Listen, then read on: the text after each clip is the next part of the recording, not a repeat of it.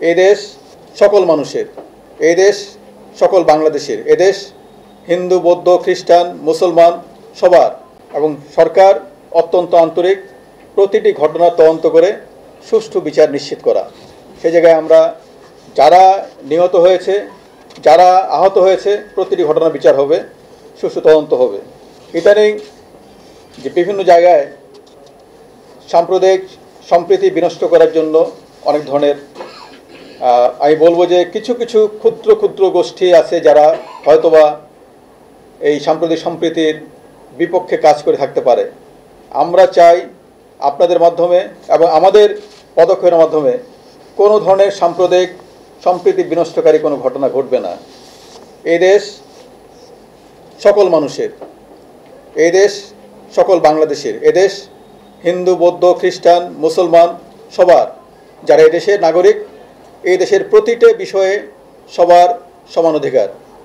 এটি সংবিধান স্বীকৃত এবং আইনি কাঠামোর মধ্যে আমরা যে কোনো সাম্প্রদায়িক সম্প্রীতি বিনষ্টকারী ঘটনা, যে কোনো অপতৎপরতা রুখে দিতে চাই। আমরা সামনে আমাদের সনাতন ধর্মাবলম্বী ভাইদের দুর্গাপূজা উৎসব, এই দুর্গোৎসব যেন তাদের দুর্গোৎসব তারা উৎসবের মাধ্যমে দিয়ে পালন করবে এবং সেখানে আমাদের পরিপূর্ণ নিরাপত্তা ব্যবস্থা থাকবে। কেউ যাতে কোনো ধরনের বিশৃঙ্খলা তৈরি করতে না পারে সে ব্যাপারে আমরা তৎপর আছি। যদি কেউ করতে চায় তাহলে তাকে কঠোর আইনি আওতায় আমরা নিয়ে আসব। কোনো ধরনের কোনো সুযোগ নাই। জঙ্গিবাদ এবং সন্ত্রাসবাদ, জঙ্গিবাদী কার্যক্রম, সন্ত্রাসবাদী কার্যক্রম দেশের শত্রু। যারা জঙ্গিবাদী যারা সন্ত্রাসবাদে জড়িত হয়েছে তাদেরকে আইনের আওতায় আনার জন্য আমরা তৎপর। যারা জামিন পেয়েছে, যদি কোনো কারণে আমাদের এখানে আমরা দেখি যে কেউ আবার জঙ্গিবাদে জড়িয়েছে, সন্ত্রাসবাদী কার্যক্রম করছে, সেখানে আমরা কিন্তু তাকে আবার আইনের আওতায় আনব। যারা জামিনে আছে, জামিন একটি আইনি অধিকার, তাকে যদি সে সন্ত্রাসী কার্যকলাপে জড়িত থাকে এবং জঙ্গি, সেক্ষেত্রে আমাদের যে সার্ভেলেন্স, এই সার্ভেলেন্স কিন্তু আমাদের সবসময়ের জন্য আছে। কোনো ধরনের অপতৎপরতায়, কোনো ধরনের অপরাধ কর্মে জঙ্গি বা সন্ত্রাসীদের জড়িত হওয়ার কোনো সুযোগ নাই। আপনারা জানেন যে আমাদের একটা অস্ত্র উদ্ধার অভিযান চলছে, এটি চলমান রয়েছে। গত 4 তারিখ থেকে এই অভিযান শুরু হয়েছে, এই মাসের 4 অক্টোবর থেকে। এই অভিযানের 3টি দিক। সাধারণত অস্ত্র উদ্ধার অভিযান হয় একটি উদ্দেশ্যকে নিয়ে, সামনে নিয়ে, অবৈধ অস্ত্র উদ্ধার অভিযান। কিন্তু এবারকার অস্ত্র উদ্ধার অভিযান তিনটি পৃথক পৃথকভাবে গুরুত্বপূর্ণ। তিনটি সেগমেন্ট আছে। একটি হচ্ছে আন্দোলনের ফলে যেসব অস্ত্র, পুলিশের অস্ত্র, আমাদের জেলখানার অস্ত্র এবং গণভবনে যেসব লুণ্ঠিত অস্ত্র এসএসএফের, এই অস্ত্রগুলি যেগুলি মিসিং, যেগুলি খোয়া গেছে, যেগুলি বিভিন্নভাবে লুণ্ঠিত হয়েছে, সেই অস্ত্রগুলির জন্য আমরা জমা দেওয়ার একটি সময় বেঁধে দিয়েছিলাম, সেটি ছিল 3 অক্টোবর। সেই অস্ত্র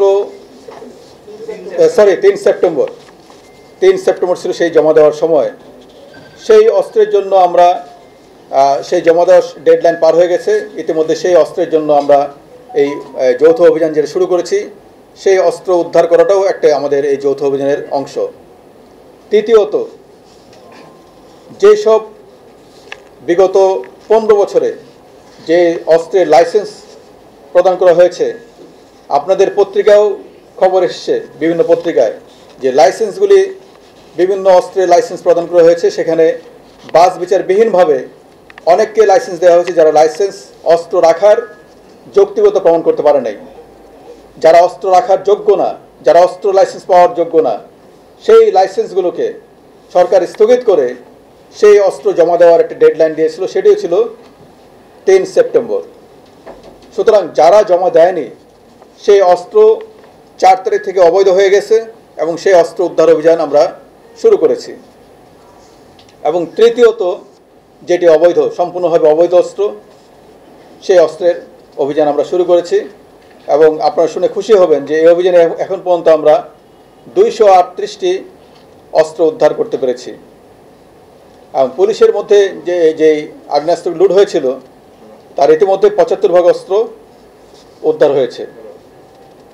তো যারা অবৈধ অস্ত্র রাখবে, অবৈধ অস্ত্র কেনাবেচা করবে, অবৈধ অস্ত্র ব্যবহার করবে, একটি বার্তা দিতে চাই, এই ধরনের কোনো সুযোগ নাই।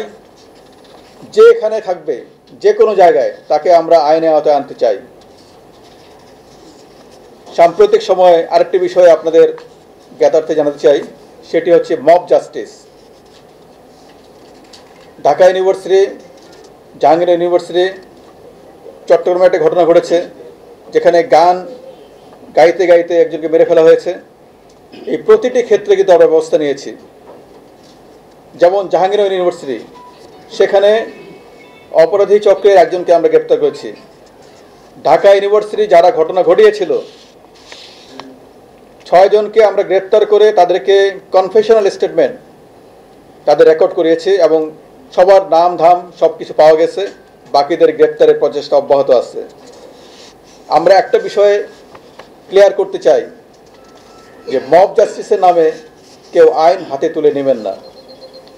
পুলিশ কমিশনার রয়েছেন, তিনি জানিয়েছেন কিনা, আপনি বা কি ভূমিকা রাখছেন সেটা যদি একটু জানান। যে গাড়িগুলি ভস্মীভূত হয়েছে, যে থানা বিল্ডিং অকার্যকর বা মেরামতের জায়গায় আছে, সেইগুলি কিন্তু আমরা ইতিমধ্যে উদ্যোগ নিয়েছি। আর ভস্মীভূত গাড়ির জায়গায় আমরা ভাড়াকৃত পরিবহন খাতে যে ভাড়া আছে সেই ভাড়া দিয়ে আমরা গাড়ি চালাচ্ছি। কাজে গাড়ির যে পেট্রোলিং বা পুলিশি কার্যক্রমে যে গাড়ি যানবাহনের ব্যবহার, সেটা কিন্তু থেমে নাই, সেটা চলছে। হয়তো ওই গাড়িটা নাই। আর আমরা অচিরেই এ ব্যাপারে আমার যে বরাদ্দ, সেই বরাদ্দ পেয়েছি। আমরা থানাগুলোকে আগামী মাসের মধ্যেই, যেসব থানা সারা বাংলাদেশব্যাপী, ঢাকা শহরে আমরা ডেডলাইন দিয়েছি 5ই অক্টোবর, আর সারা বাংলাদেশব্যাপী থানাগুলি অচিরেই যেসব থানা সংস্কার কার্যক্রম শেষ হয়ে যাবে। কিন্তু একটা বিষয় বলতে চাই, থানা হয়তো বিল্ডিং এখন সংস্কারের জায়গায় আছে, কোনো কোনো জায়গায় আমরা ওই জায়গায় থানা কাজ করতে পারতেছে না।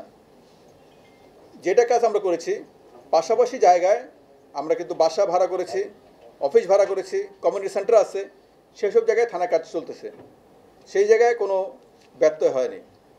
আর গাড়ির ক্ষেত্রেও ঠিক তেমনি, আমরা গাড়ি, সরকারি গাড়িটা নাই, অন্য গাড়ি আছে, গাড়ি দিয়ে পেট্রোল, গাড়ি দিয়ে আসামি গ্রেপ্তার সহ পুলিশি কার্যক্রম চলছে। ইতিমধ্যে আমরা উদ্যোগ নিয়েছি, এই চট্টগ্রামে আমরা শুরু করব bike patrolling, motor bike patrolling. পুলিশের প্রতি মানুষের আস্থা আরও বৃদ্ধি পাবে আমরা মনে করি। এই বাইক পেট্রোলিং আমরা অচিরে শুরু করতে পারি। এরকম বড় বড় শহরে আমরা সেটা শুরু করতে চাই, যাতে করে পুলিশের, কারণ আমাদের রাস্তাঘাট অনেক চাপা, অনেক জায়গায় আমরা যেতে পারি না বড় গাড়ি নিয়ে, সেসব জায়গায় দ্রুত যেতে পারি একাধিক মোটর বাইক, এবং সেই বাইকের মাধ্যমে আমাদের পেট্রোলিং চলবে। এই মামলায় শুধু সাংবাদিক, অনেক নিরীহ সাংবাদিক যেমন আছেন, ঠিক তেমনি অনেক আমাদের পুলিশ সদস্য কিন্তু আসামি হয়েছে। পুলিশ সদস্যের সংখ্যাটা আপনাদের সাংবাদিক মহল যেটা আপনারা বলেছেন তার থেকে অনেক গুণ বেশি, অনেক বেশি সংখ্যক পুলিশ সদস্য এখানে আসামি হয়েছে। আমরা বারংবার বলেছি, যারা বাদী, যারা মামলার পক্ষ, তারা আমাদের সমাজেরই অংশ। তাদের সত্যিকার অর্থে যদি যারা ঘটনার সঙ্গে জড়িত ছিল তাদেরকে শুধু আসামি করা হয়, তাহলে মামলাটা কিন্তু শক্ত হয়, মামলার বেস মজবুত হয়, মামলার তদন্ত করাও সহজ। না হলে মামলা যদি নিরীহ কাউকে আসামি করা হয়, সেটা যেই হোক, কারণ এখানে অনেক মামলায় দেখবেন যে এখানে আমাদের সার্ভিং পুলিশ অফিসার আছে, অনেক জায়গায় আমাদের এক জায়গায় বিভাগীয় কমিশনার, কোনো জায়গায় ডিজি, বিজিবি, তিনিও মামলা আসামি হয়েছেন। এই মামলার আসামি করার ক্ষেত্রে আমাদের সবাইকে একটু সতর্ক হতে হবে। আমরা থানা পুলিশকে বলেছি, তারা যেন মামলাগুলি করার আগে অবশ্যই যাচাই করেন, দেখে নেন। মামলার ক্ষেত্রে এটুকু আমরা করতে পারি। আর দ্বিতীয়ত, মামলা হলেই কেউ আসামি হিসাবে গ্রেপ্তারে আওতায় আসবে এটা কিন্তু আইন বলে না। আপনারা এটুকু নিশ্চিত থাকতে পারেন, প্রতিটি মামলা ক্ষেত্রে আর যে ক্ষেত্রে এই ধরনের সাংবাদিক, পুলিশ অফিসার সহ